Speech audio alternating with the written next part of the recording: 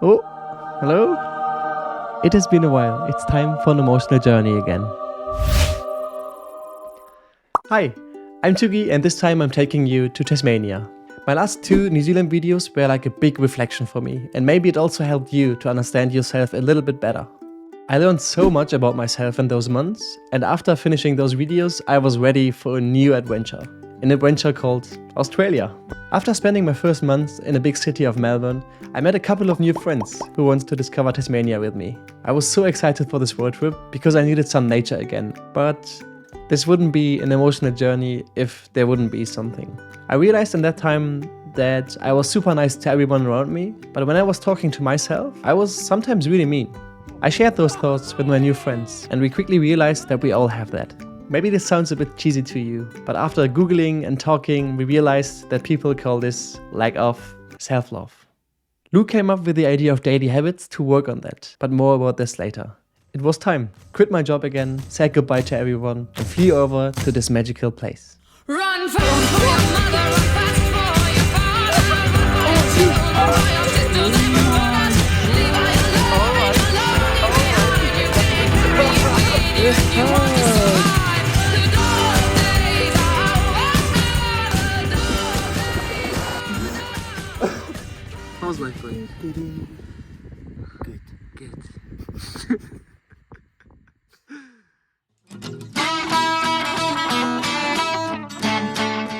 We flew to Hobart without really having a plan. We knew that we needed a car and camping gear to travel around Tasmania. We were keep saying we will figure it out as soon as we are there. Luke, Alex and I started the journey together. Noah and Anwe would join us later. And yeah, already on the first day we met Kia from Finland. She was staying randomly in our dorm and we clicked right away. And guess what? Of course she already had rented the car and suggested that we could go on a little road trip together. What a start. Jason! What are we doing here? We're getting a ferry to Maria Island. We have no idea because this guy over there is organizing it. He does everything. Kia fit perfectly in our group and the group dynamic was interesting. Alex and Kia were super organized, while Luke and me were just silly. Maria Island was a good start to get a feeling for the nature of Tasmania. Painted cliffs, big mountains, rainy hikes, and wombats. Oh yes. Get the scratchy. Oh yeah. On the second night, we met our second new group member, Maeve from England. I met her in Melbourne before, and now she was randomly at the same time in Tasmania. What is going on? She just got a job on the east coast of Tasmania, so we decided spontaneously to drive with her there. Okay, cool. The plan to have no plans was going so well. Taking the risk of missing out places because of the lack of planning was always worth for me to get the opportunity to meet and learn from new people. Being open for kinda everything gave me so many incredible moments, and this made me realize something.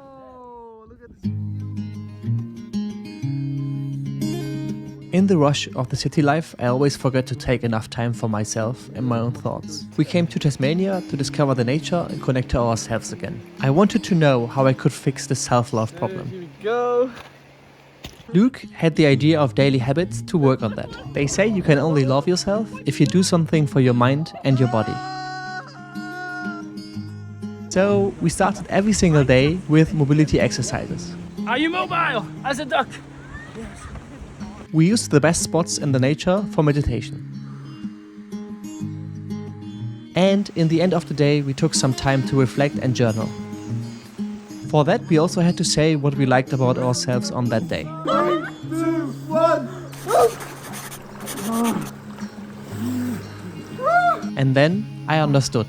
I was only talking mean to myself when something was wrong in my life and I didn't take care of it. I wasn't reflecting enough, and that's why I was unconscious. Enough is enough. But in Tasmania, where I was spending time with people that I love, I love you a lot. And this guy as well. Alex. Love you. where I was doing stuff that I love, I was able to clear up my head. And suddenly, this voice in my head got friendlier. All my problems felt like doable challenges. Exactly like the big challenge which was in front of us.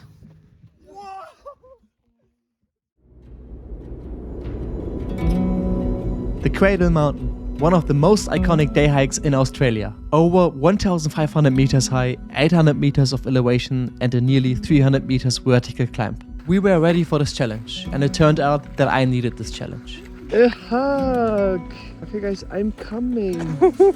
Since I started traveling 2 years ago, hiking has always been a big part of it. I can't really describe why. I guess the combination of physical challenges and discovering the nature always energized me. Yeah, I was confused as well. I think it's also because there is a clear goal when hiking. I just want to sit on this big mountain over there, and that's it. My self-love was out of balance because I no longer had a real goal in my life. Out of balance like the hiking trails here. This is an actual trail. Like, we climbed over big loose rocks and were so lucky to have caught a dry day. Even though we ended up in the clouds anyway. what a day! After hours of walking and climbing, we reached our goal, the summit of the Cradle Mountain.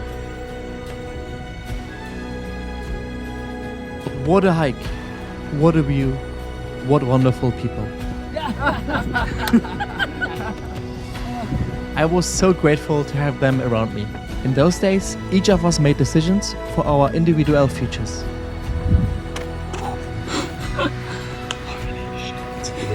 We influenced the paths of our lives, and that made this time so special for me. I set myself a goal again, and this instantly helped me to be much kinder to myself. I started to love myself again. Ah, yeah, you're touching it. Oh, your whole body. Oh, you're in it. How's life going? Good.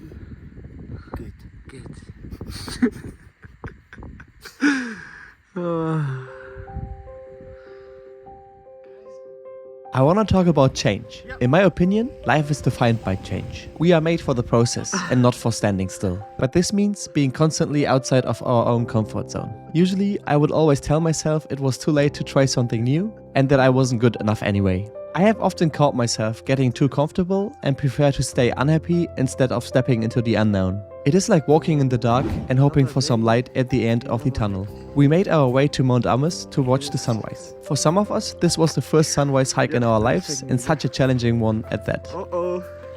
We walked for hours through the dark and it got very steep in places, so we had to climb on all fours. It was cold, windy and uncomfortable. This over here. But suddenly we were sitting there. A huge fireball rises from the sea and warms our faces. Look at this Viking woman. We were happy and incredibly proud. We discovered things that we couldn't even imagine before in the dark. The landscape was breathtaking. We just got rewarded for leaving our comfort zone. The dark became our comfort zone. Just say, I am a goat. But still, I sometimes thought I was too old to try new things. Let's go back to the beach. I was heading towards the end of my 20s and I was telling myself that I should have achieved everything important in life up to this point. Crazy, right?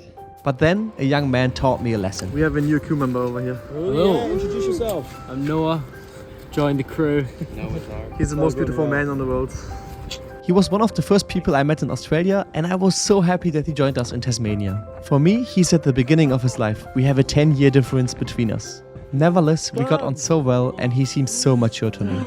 He shows interest in all the stories we tell and in all the skills we have. And suddenly we are teaching each other new things in the group. Be it a new martial art. What you want to do is like spread that. You know what I mean? It's good, right? So like try to do that and then tap. Cooking new dishes. Breakfast. This is surviving. This is Whole beans, surviving. eggs and pasta. Scottish folk dancing. You're not jumping enough. Okay, and then we go out. Or running through a jungle.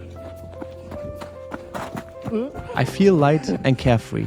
I don't know, at one point in my life I lost this lightness. But I realized again that there's a beautiful sunrise every single day. Every day I have the chance to start a day one for something new. Now I know it is never too late to start.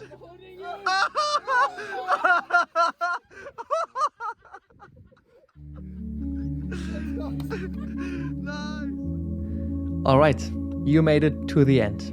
Our trip in Tasmania ended here, where this video also ends. I went to this place to figure out why I wasn't loving myself anymore. I learned that self-love isn't a fixed state. You can't just achieve it and then love yourself forever. You actually have to work on yourself on this whole journey called life. And these are the lessons that I have learned in Tasmania. I don't want to try to control my life anymore. I want to go on adventures with an open mind and be surprised by the outcome. I want to do things that I love with people that I love. Only then I can be truly myself. This also means doing silly things like a warm in a supermarket or opening up with conversations at a campfire. But for that, I need to set goals that I want to achieve in my life. This isn't in a conflict with the lack of planning. It just means my life has a rough direction, otherwise I would be completely lost. And I realized it is never too late to start. Who would have thought that I would quit my 8-year job at the bank to hike in a mountain and talk about self-love? I'm pretty sure if I can do it, you can do it as well. What helps me the most is journaling and meditation. You can give it a try. Right now, I love myself. I would love to have a friend like me. I guess I'm in this state because I followed those lessons since I left Tasmania. Even though right now I'm in an environment where the most of the people are second-guessing my life decisions. But I learned in the past, if I live my life based on the opinion of others, I'm unhappy. And if I'm unhappy, I start to dislike myself. But if that happens, I can look into the mirror and ask myself, what can I change to become my own best friend again? For me right now, this means I want to keep traveling. I'm not done yet. I'm so excited to see what comes next. And that's it. Self-love. It's hard, but it's not. Yeah. Alright. Keep living the best life, guys. We say goodbye.